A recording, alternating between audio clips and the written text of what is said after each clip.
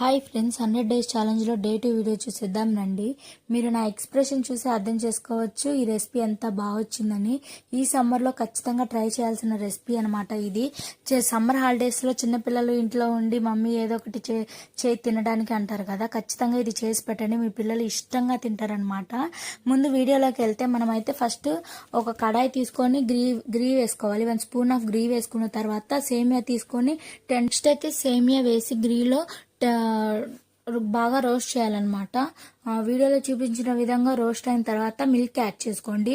మిల్క్లో కూడా బాగా బాయిల్ అయిన తర్వాత వీడియోలో చూపించిన విధంగా వచ్చిన తర్వాత 1 కప్ ఆఫ్ షుగర్ యాడ్ చేయండి.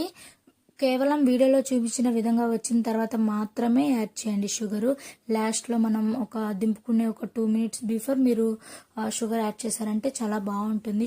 షుగర్ ముందే యాడ్ చేయాల్సిన అవసరం లేదు. నెక్స్ట్ అయితే మీరు అందరూ వీడియో చూస్తున్నారు కానీ లైక్ చేయటం లేదు, సబ్స్క్రైబ్ చేయట్లేదు. Please do subscribe my. బాదం పప్పు, జీడిపప్పు కూడా యాడ్ చేసుకోవచ్చు మీకు నచ్చినట్లయితే.